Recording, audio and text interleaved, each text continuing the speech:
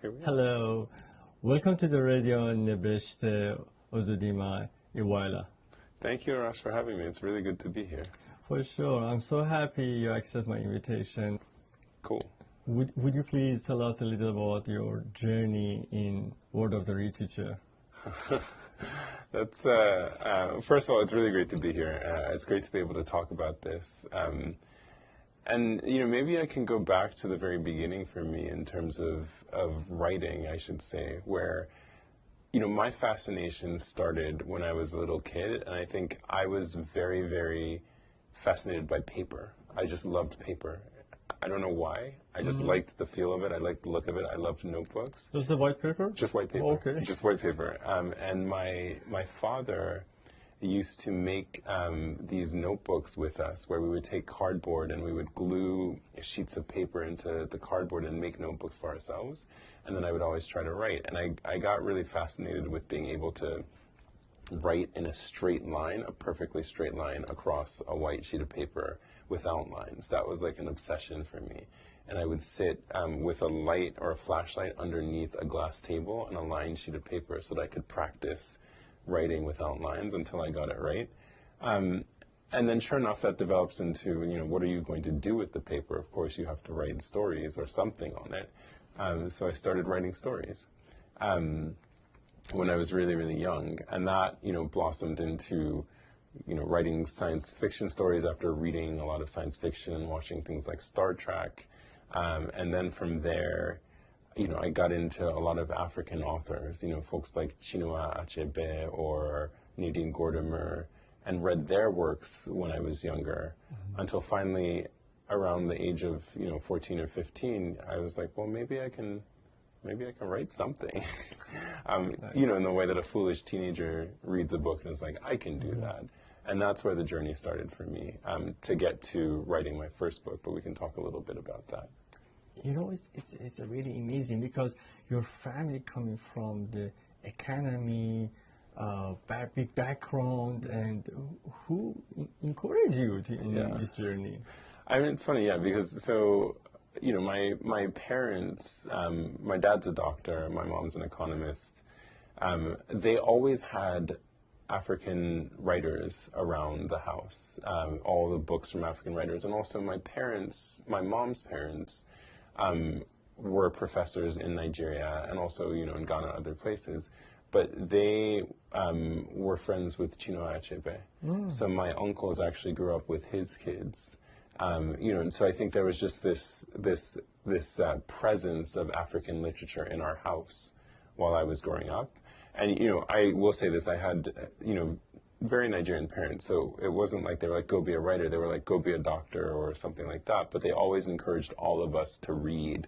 And so I have an older sister and two younger brothers, and we're all relatively close in age. And in the summertime, when school was out, my dad would actually take us to the library on most days, and we would just check out stacks of books, right? So, maybe 30 books, 40 books, and we kind of had like a little bit of a reading competition, like who could read the most books kind of thing. And that's maybe where this love of reading and then writing came from. In regard to your conversation, I can understand why you are in the writing line. But how about physician? That's a bit more difficult, not as natural a fit for me.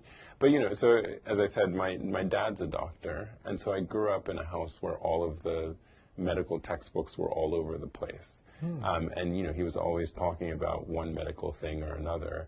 And so I think in my mind I had a split understanding of how you make impact in the world. On one hand, there was what my mother did, which was larger macroeconomic policy changes. She worked at the World Bank for large swaths of people. And then on the other hand was my dad, who worked with individual patients. And so I think I kind of, in my career now, I look back and I think I got both of them in the work that I do. But with being a doctor, I mean, I think I didn't know what else to do. You know what I mean? It felt like a safe thing to do. It felt like, okay, well, doctors go to a hospital every day and they see patients, and when they're done, somebody who wasn't feeling well now feels well.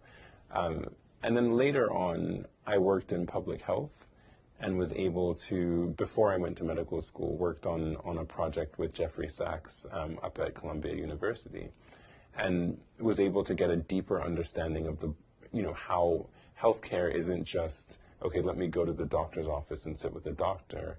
There are many other aspects to healthcare, and that can involve policy, it can involve economic policy, it can involve security policy, it can involve so many different aspects of other broader level macro conditions that I'm very interested in. That's probably because of the influence of my mom. And so I think, I eventually decided to go to medical school, I don't know, because I thought it was a way that you could change the world, and I was very naive. Okay.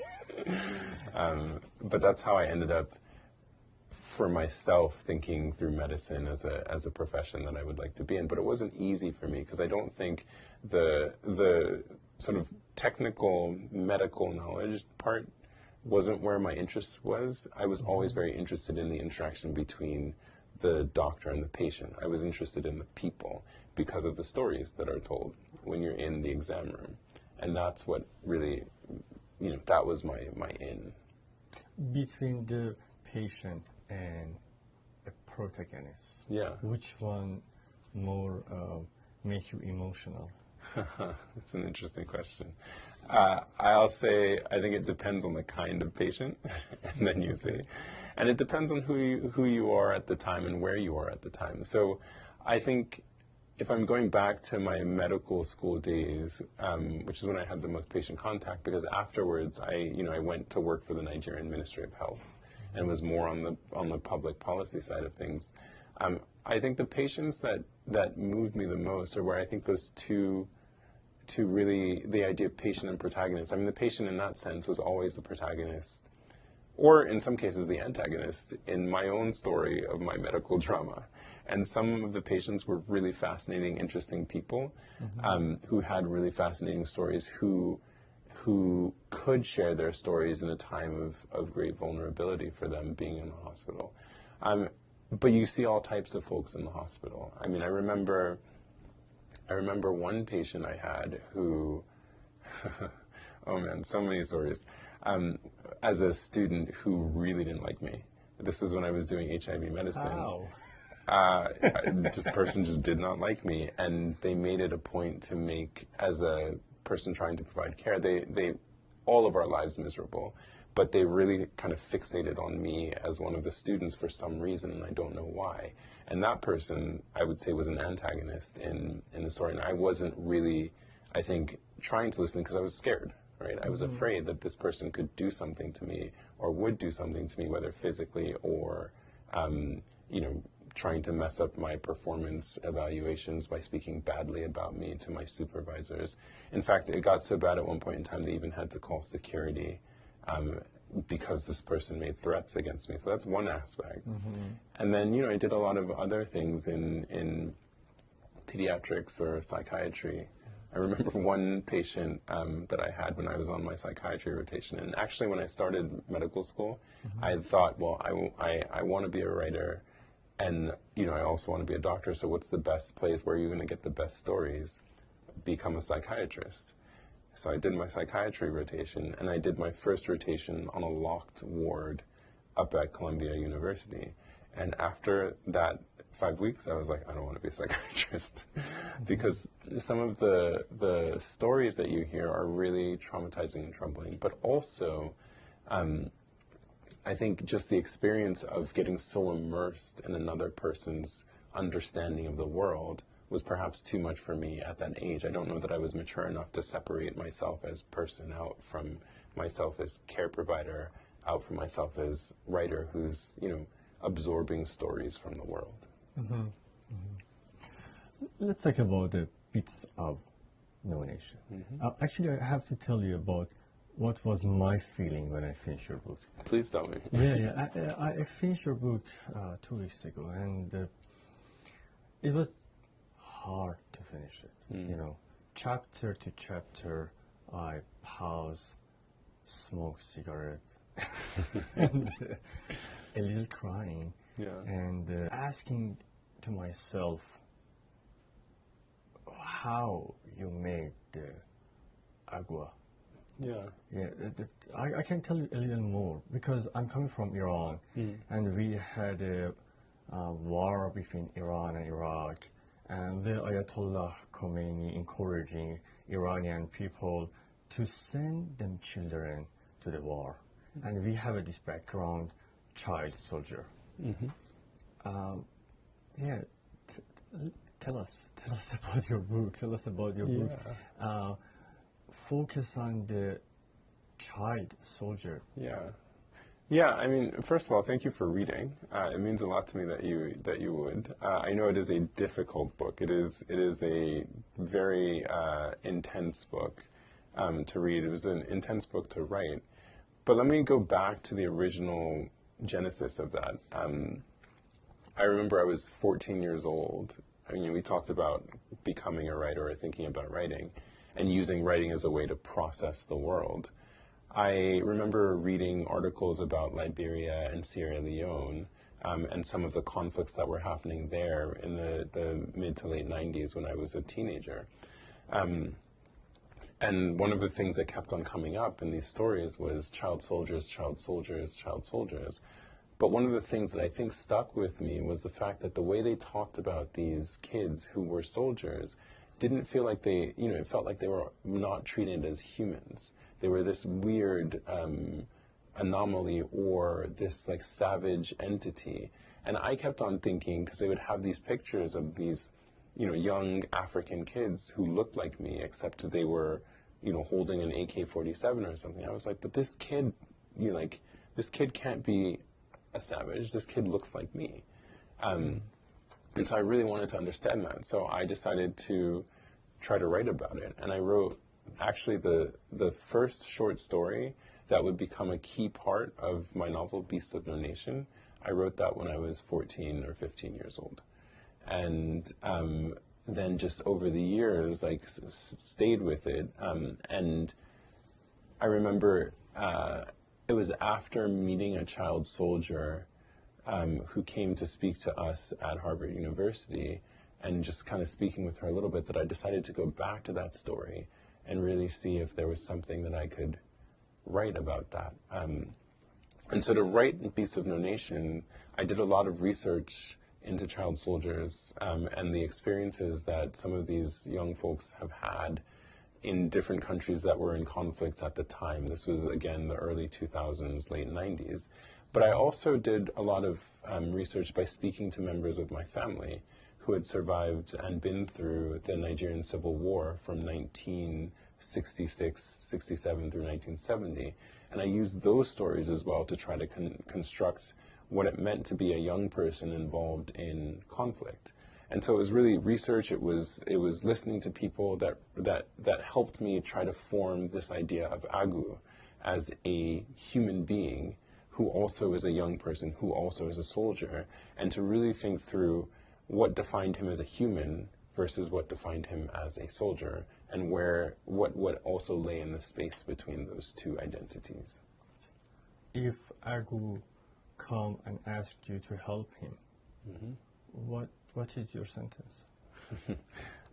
My sentence is yes. And it's funny that after writing the book, I did work with some folks at the time it was Boston Medical Center who were working on child soldiers, on how you take somebody who was formerly a child soldier and reintegrate them into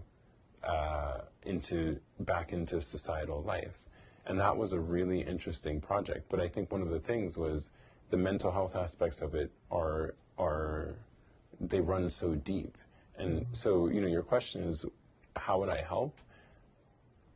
I think one of the things that became very clear is in a resource scarce setting, one of the main ways to help people is through the educational pathway. That giving people that sense of hope and opportunity by sending them to school or allowing them to access education, that's one of the main ways that people, it seemed through the study that we did, were able to recover, or at least start down the path to recovery. So I think that's a big thing. But the trauma that one has from experiencing being a child soldier, I mean, it's impossible to speak to And I think it is something that takes a long time for folks to process. Great. Let's go talk about your second book. Okay. Speak No Evil. Yep. Which is focused on the LGBT and really good and great picture of this type of the personality. Mm-hmm. What was the seed of that? How did you find the subject? Yeah, well, first of all, again, thank you. It's funny because, it's so that's my second novel, but third book. I wrote one nonfiction book in between, but, I think for Speak No Evil, one of the things was two things, actually. One was really wanting to write about a different kind of immigrant experience to the United States of America. So really thinking through, in this world that we're living in, what are some of the fault lines or the divides between a younger generation and an older generation. I was really interested in exploring issues and ideas around identity and what it means to be from a double marginalized identity. And finally, I was really interested in Washington, D.C. as a living city. I think all the time, Washington gets written as like a place of a backdrop for politics only. And that's not the city that I know. It is part of the city that I know, but I also know part of Washington, D.C. that was very much about the people, like the real people who lived there, and the struggles that they face in their lives. And that was what Speak No Evil was about. It's a combination of all of those desires to really unpack and dive into aspects of things that I know, for example, Washington, D.C., that I was curious about, and also to really try to understand how identity gets shaped, both from one's, sexual orientation, but also from one's immigrant experience, and how those two things can work together, or how they can clash with each other completely. The climax of the book, in my opinion, was when your protagonist wants to say, "I'm gay." Mm-hmm. How do you choose this sentence in that chapter? Wow, man, you're taking me down to a page level. I am not sure what the how that choice came to be for Niru and his climax. I mean, I think the idea behind this was both how are things that are core to us perceived as dangerous, right? And what do we do about that? Do we not speak? Do we not say anything? Or is it incumbent upon us to speak? So that was the question. And I think, when writing that novel, the question is how much of a threat was Niru declaring his identity and saying who he was? How much of a threat was that to all that he knew, to the stability of relationships, for example, with his parents or with the wider world? And so if there was a build-up to that, it was really trying to get to that question and approach, maybe not answer, but at least explore that question of what is the danger around being yourself and speaking yourself into the world. Yeah. Uzu, our audience like to know, have you ever read some books in Farsi as an Iranian author? Yeah, so I wish I could read Farsi. I've never read in Farsi, but I have read, and I hope I say her name right, Simin Danishvar. Yeah, Simin Danishvar. I think the English translation is a Persian Requiem. Suvashun. So Suvashun, yeah. Which I loved. And actually, I've taught once before as a book in this Literature of Annihilation course that I teach. And it was interesting because it was a friend's mother who was the translator of that book, and she was the one who sent it to me, and I read it for the first time on her as a gift from her, and I was blown away because it was both a different world, but you know, it was a different world and a familiar world. The story, and it was so engrossing, so encapsulating to be thrust into that particular time period in that country.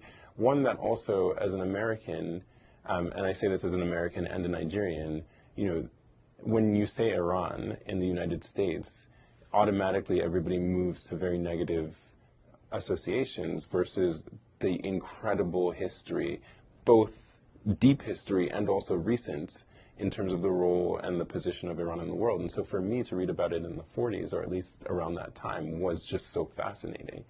And sort of to also think through how other people in the world saw and experienced kind of the cataclysmic changes that were happening at the time. I think the way that she constructs that in a very tight sort of mix of aristocratic and sort of regular society, I just found it really fascinating. I really enjoyed that book. I have not read more of her work, and I really would love to read more authors from Iran. So if you've got any suggestions, for sure, you should let me know. Yeah. This part of the interview turned to, I'm telling some word, and I'd like to know what was your definition. Okay. War. War? Oh, that's good. What is my definition of war?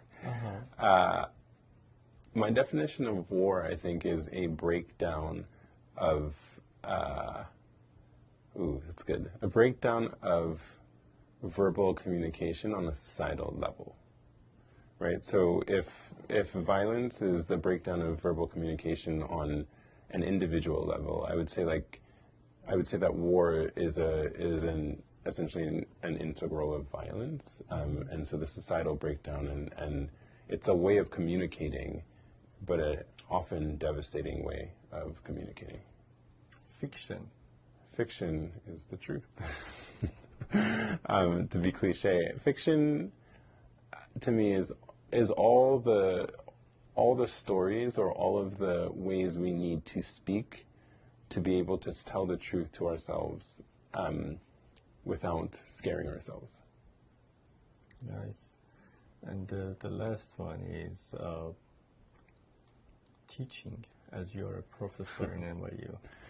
Teaching is, for me, fundamentally an exchange.